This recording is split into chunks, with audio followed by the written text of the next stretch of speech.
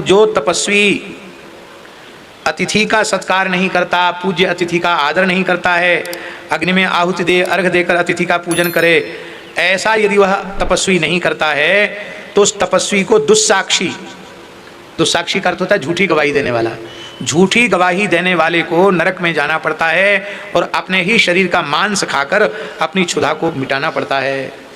देखो कितनी अद्भुत बात है हमारे सनातन धर्म की।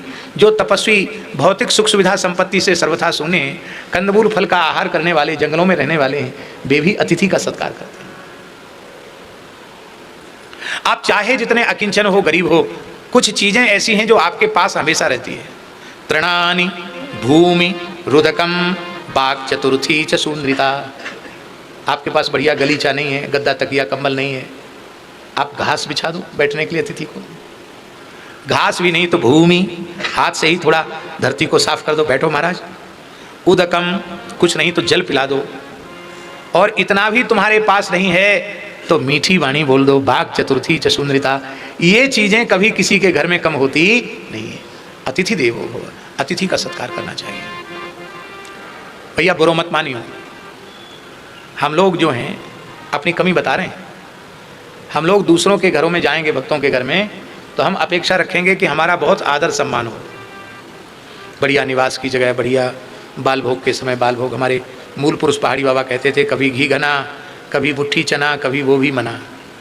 तो भक्तों के यहाँ तो घी घना का प्रयोग करते हैं, लेकिन कोई अतिथि हमारे यहाँ आ जाए तो फिर हम उसको ठीक से बात तक नहीं करना चाहते। ये अगस्त्य जी से शिक्षा लेनी चाहिए।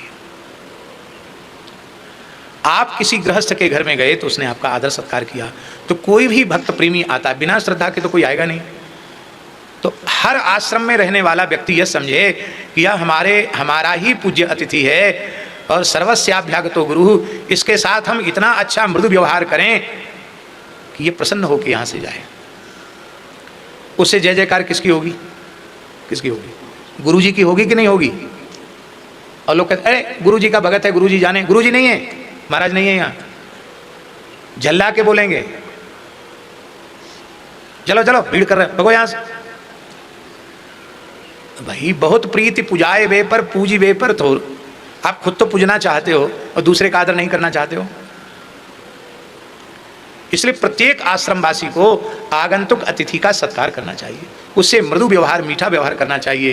तभी भगवान की जय जयकार होगी, तभी संतों की जय जयकार होगी, गुरुजनों की जय जयकार होगी।